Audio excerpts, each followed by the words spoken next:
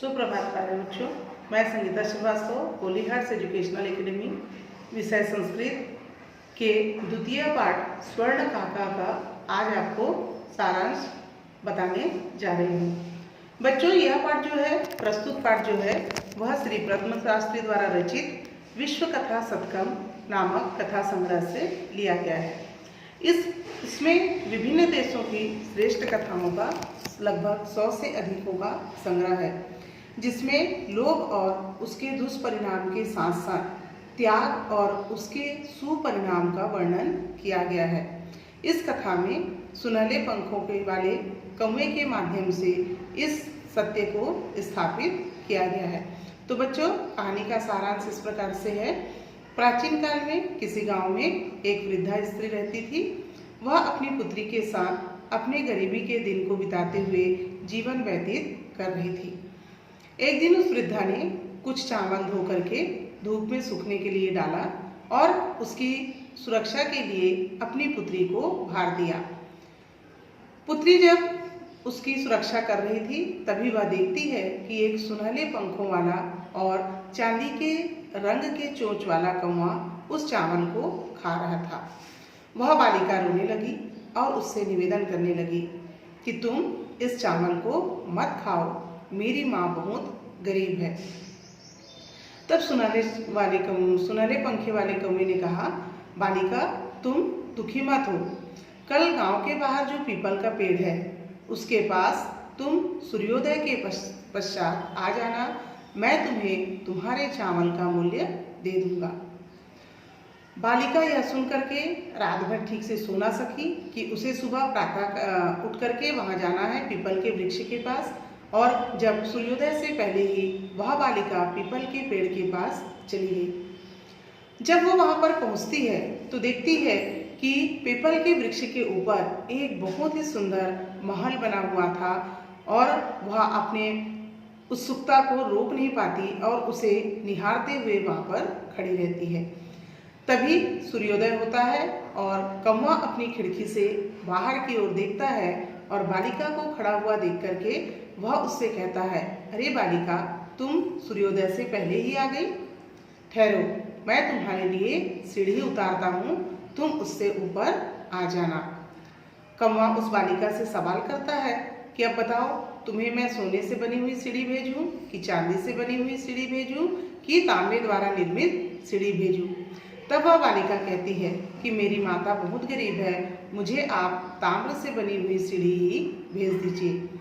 तब वह कौवा उसे सोने से बनी हुई सीढ़ी भेजता है, नीचे उतारता है और वह उस सीढ़ी के माध्यम से घर के अंदर प्रवेश करती है।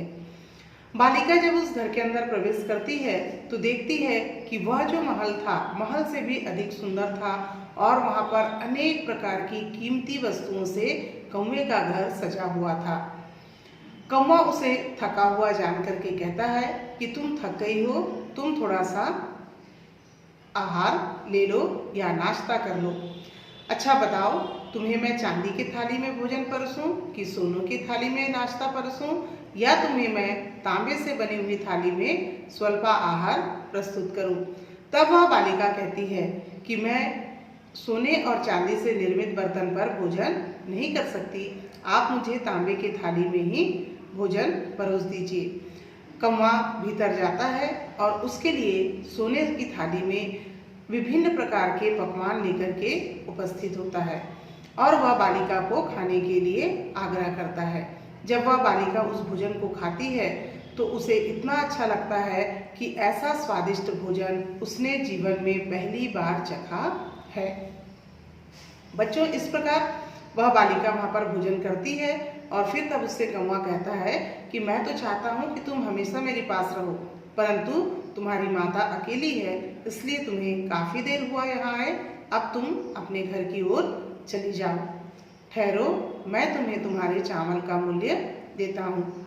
ऐसा कहकर कौवा भीतर के कमरे की ओर गया और वहां से 3 संदूक या पेटी उठा करके लाता है, एक बड़ी, उससे थोड़ी छोटी और एक सबसे छोटी, और उस बालिका से कहता है कि तुम अपने चावल के मूल्य के अनुसार इसमें से किसी एक पेटी को लेकर के चली जाओ। बालिका सोचती है कि बड़ी पेटी में तो धन अधिक होगा, छोटे में भी बीच वाले में भी होगा, छोटी पेटी का मूल्य मेरे चावल के लायक पर्याप्त है।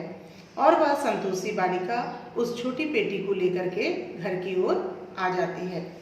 तब वह बालिका उत्सुकतावश तुरंत उस पेटी को खोलती है और खोलते ही वह देखती है कि उस पेटी में हीरे जवाहरात भरे रहते हैं और यह उसके चावल का मूल्य है। ऐसा जानकर वह अपनी माता से बताती है और इस तरह उस कौवे की धन की सहायता से उनकी गरीबी दूर हो जाती है और वो एक सुखी जीवन को जीने लगते हैं।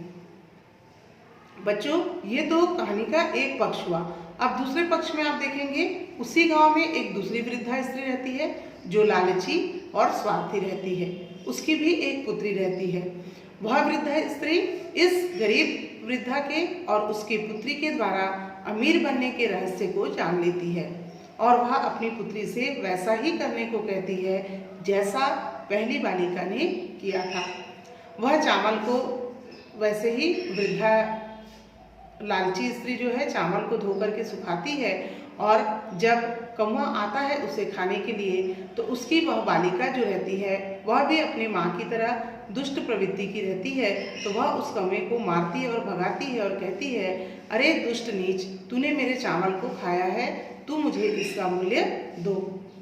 कौवा प्रथम बालिका की तरह उसे फिर से कहता है, कल तुम सूर्योदय के पश्चात तुम पीपल वृक्ष के पास आना जो गांव के बाहर है, मैं तुम्हें इसका मूल्य दे दूंगा।